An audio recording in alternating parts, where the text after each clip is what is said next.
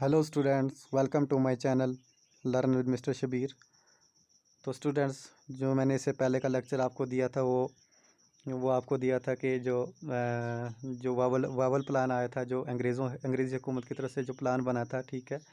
तो इसमें क्या था कि गांधी जी और नेता जे मोहम्मद अली जिन्ना है, उनके बीच में एग्रीमेंट, शिमला में एग्रीमेंट कराना था, ठीक है। तो इसमें क्या किया था अंग्रेज़ों ने, 14 एग्जीक्यूटिव रखे थे उनमें थे, जिसमें से एक मेंबर हिंदू की तरफ से और एक जो 6 मेंबर हैं वो मुस्लिम लीग्स की तरफ से इन्होंने डिसाइड किया था। तो इसलिए क्या किया कि मोहम्मद अली जिन्ना जो थे, उन्होंने क्या क्या कहा कि सारे 6 के 6 जो मुस्लिम मेंबर्स होंगे वो मुस्लिम लीग की तरफ से ही होंगे, ठीक है।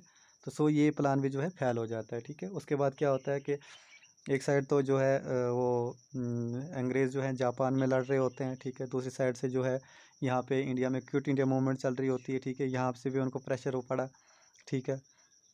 तो फिर उसके बाद क्या हुआ कि कत्ल गारत चल रही थी यहाँ भी, तो वहाँ भी चल रही थी, जापान में चल रही थी, ठीक है।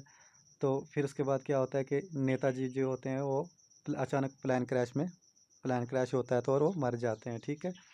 तो जून 1945 में, ठीक है। ये इंपॉर्टेंट पॉइंट है, ये नोट कर दीजिए, ये एग्ज़ाम में आ सकता है और आता भी है, ठीक है। तो क्या था ये, नेताजी जो सुभाष चंद्र बोस जी थे, वो कैसे मरे, वो प्लान क्रैश में मरे, ठीक है। तो कब मरे, जून 1945 में, ठीक है। तो उसके बाद क्या होता है कि तो दूसरी तरफ जो है वो जापान में जो जंग लगी होती है अंग्रेज़ों और जापानियों की, ठीक है, ब्रिटेन और जापान की। तो उसमें क्या होता है, ब्रिटेन क्या करता है कि वो 2 एटम बम जापान पे डाल देता है, ठीक है। एक डालता है कि 6 अगस्त 1945 में, 6 अगस्त 1945, ठीक है। ये कहाँ पे डालता है, हिरोशिमा में, ठीक है।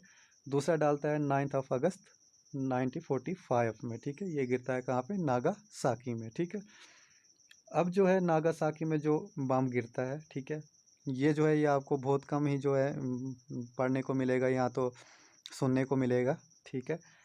जो नागासाकी में बम गिरता है तो उसका क्या नाम होता है, उस बम का क्या नाम होता है, उसका नाम होता है साल्ट फैक्ट, ठीक है। तो दूसरा जो गिरता है, जो हिरोशिमा में गिरता है, उसका नाम होता है लिटिल बॉय, ठीक है। जो पहला एटम बम होता है ये ज़्यादा कसरत रखता है, ठीक है, इसका ज़्यादा जो है नुकसान होता है, दूसरा जो है उससे कम होता है, ठीक है।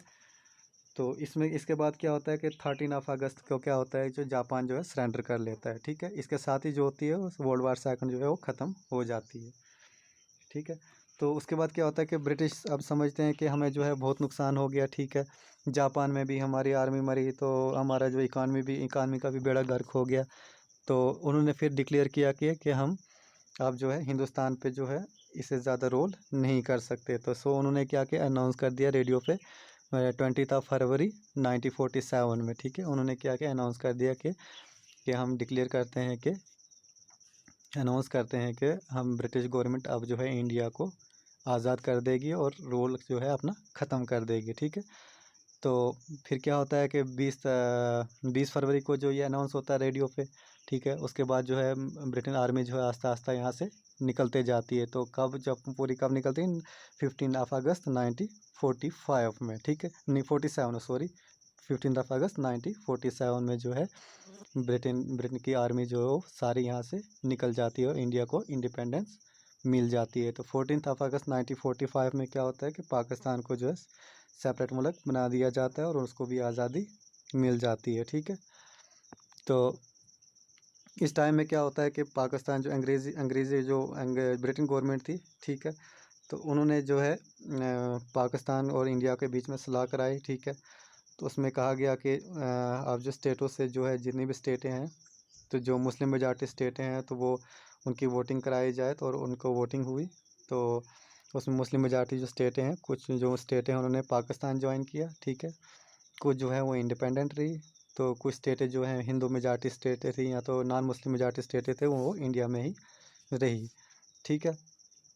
तो इसमें जो जो थी वो बहुत सारी स्टेटें जो थी उनका जो है ये अंग्रेज़ी हुकूमत ने थोड़ा सा खोट रख लिया, ठीक है, जिसकी वजह से आज तक भी इंडिया और पाकिस्तान के रिलेशन जो है बेटर नहीं हो रहे हैं, ठीक है। तो फिर क्या होता है कि अब जो है लास्ट वाइसराय जो है वो कौन होता है यहाँ का, इंडिया का लास्ट वाइसराय होता है लॉर्ड माउंट बैटिन, ठीक है, लॉर्ड माउंट बैटिन, ठीक है। ये भी एग्ज़ाम में आ सकता है स्टूडेंट्स, इसको भी बड़ी अच्छी तरीके से पढ़ेगा। और नोट कर दीजिएगा लास्ट वाइसराय कौन थे, इंडिया के लॉर्ड माउंटबेटन। एंड ये first governor general of India भी था, ठीक है, first governor general of India and last viceroy of Mount ये last viceroy of India and first governor general of India, ठीक है, कौन थे, लॉर्ड माउंटबेटन, ठीक है। तो हिंदुस्तान को आज़ादी मिलने के बाद भी जो है यहाँ पे अंग्रेज़ जो है लॉर्ड माउंटबेटन वो first governor general of India बने, ठीक है। तो उसके बाद क्या होता है 1949 और 50 में क्या होता है कि राजा गोपाल आचार्य जो है वो बनते हैं आफ्टर कि हाँ वो बनते हैं, फिर गवर्नर जनरल बनते हैं कौन, राजा गोपाल आचार्य, ठीक है। तो ये जो है ये last governor general of India भी था, ठीक है। तो इसके बाद क्या होता है कि ये जो है ये जो इंडिया ने अपना जो है कॉन्स्टिट्यूशन बना दिया, ठीक है। उसके बाद जो है वो उस पर इम्प्लीमेंटेशन भी शुरू होगी, ठीक है। उसके बाद बहुत सारे कवानीन बने, ठीक है। तो इंडिया जो है अब जो है आज़ादी में अपना जो है सारा काम आज़ाद होके करता है, इंडिपेंडेंट होके करता है। तो इसके साथ ही पाकिस्तान भी करता है, ठीक है। तो ओके स्टूडेंट्स, तो ये लेक्चर जो है इंडियन फ्रीडम स्ट्रगल का और मोमेंट का ये जो है एंड हो गया यहाँ पे। तो मैं समझता हूँ आप सारे के सारे लेक्चर सुने, कोई 10 लेक्चर बने हैं तकरीबन, मेरे ख्याल से 10 लेक्चर हैं इसके। तो 10 के 10 लेक्चर सुने आप अच्छी तरह से, केयरफुली सुने और इनको नोट भी कीजिए, आपने नोट कॉपी पे नोट भी कीजिए, ताकि आप जो है दोबारा जो है आप कभी रिवीजन करें तो आपको आसानी से अपनी कॉपी पे मिले, ठीक है। तो bye students, subscribe my channel, like my videos and share with your friends. Okay, thank you. Meet you in next lecture.